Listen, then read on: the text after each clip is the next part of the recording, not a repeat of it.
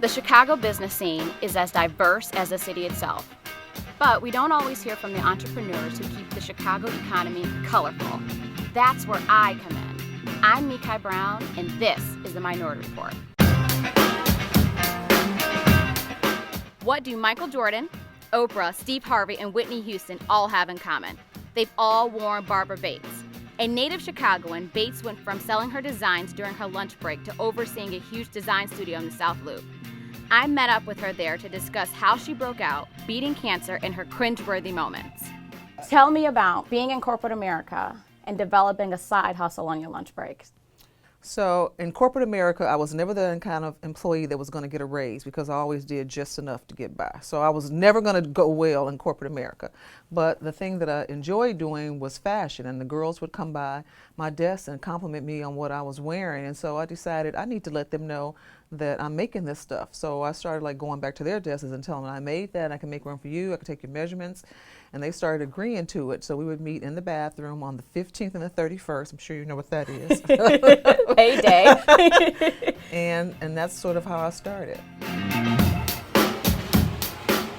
So who helped you in the beginning, knowing that you didn't have the skill set to sew? How did you break out and go on your own without having that skill set? So initially I had a group of friends. I had actually a husband and a wife couple who could sew really well, and they would always make my things for me.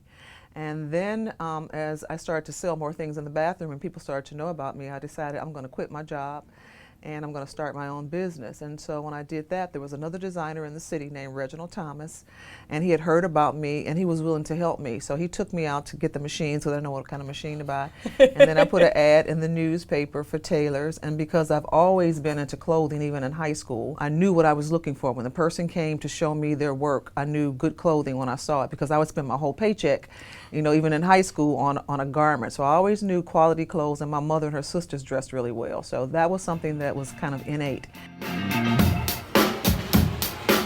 At the point where you decided to break off and go by yourself, what was your breaking point that said, okay, I'm quitting my 9-to-5 and I'm going to do this by myself?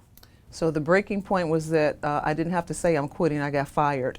And so I was like, this is it. It's time for me to start that business I've been talking about. Wow. And so, you know, getting fired was like the best thing that ever happened to me. I did some temporary work, you know, while I kind of like got things in order, found a space, put the ad in the newspaper, just sort of like let people, you know what I was doing. Like, you don't have to come to my house anymore. I'm going to actually open up a shop. And in September of 1986 is when I actually like opened up the shop. I was already selling to friends and friends of friends. And so I really didn't even know that I could do this. I just thought, you know, well, they don't pay you full price anyway, so they always come and shop with you. But well, people who don't know about me, well, they respect what I'm doing, and can I, you know, thrive and survive off of this? Because I was used to the 15th and the 31st also. All right, you landed some great names when you first started.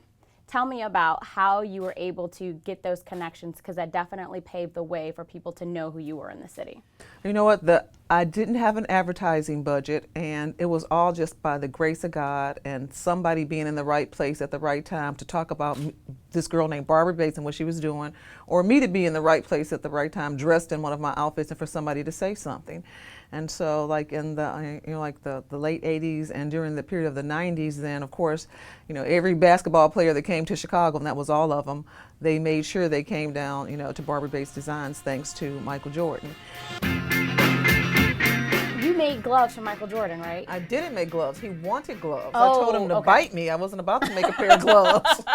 Like, get out of here. Really? Gloves? He never got those gloves. Oh, okay. I couldn't That was kind remember. of how our introduction was made. He wanted, my sister, you know, said my sister designs clothes. He's like, blah, blah, blah. Well, if she can make me a pair of leather gloves, I want to meet her. And so she's like, Barbara, this is how you can meet him if you make him the gloves. I'm like, there's no way I'm ever going to make him the gloves. So he knew my name from that whole conversation. But I happened to meet him at a party. When people started finding out Michael was getting his clothes for me, it opened like so many doors Wow. for me, yeah. And people like the Winans and Whitney Houston, those people came about because somebody else met them and told them about me, and so they came to seek me out. And when they came there, they were excited about meeting me, but I was more excited about, you know, meeting them. Right. And so everything was pretty much word of mouth, from me having a client that was happy and they told somebody else. My grandmother would say, rather, that people will buy you first, Barbara, and then they'll buy your product. So I've always just kind of like just been just happy, so people like happy people. You're a breast cancer survivor. Yes. How has kicking cancer's butt affected how you run your business today?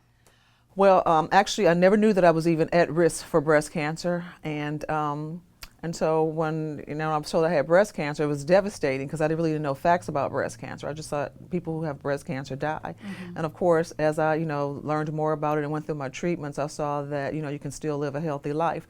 But after treatment, I just thought I'm an intelligent woman and I knew nothing about breast cancer, and I wasn't getting mammograms. And there's more women out there that are like me, right. And so I started to speak out about it. And then when I started to speak out about how we need to be knowledgeable about it, and education is the important part because it just comes, to anybody, anytime. Then there were people who I knew who were survivors, but they had never said they were survivors. They held it close to them.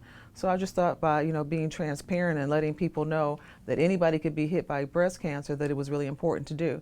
And then with, being a fashion designer and breast cancer, I thought what a wonderful marriage to, put the two together and raise money for breast cancer awareness through fashion. So is there anything that you created in the 80s and 90s that you look back on and just cringe? Most things I look back and I cringe on if they're not very today. But the thing about looking back and cringing at some of them, like the huge shoulder pads and the python on the shoulders and the colorful jackets and the colorful outfits and the wingtip shoulders, is that a lot of that stuff has come back again today, but it has a 21st century twist on it. But there's a lot of cringing to be done for sure.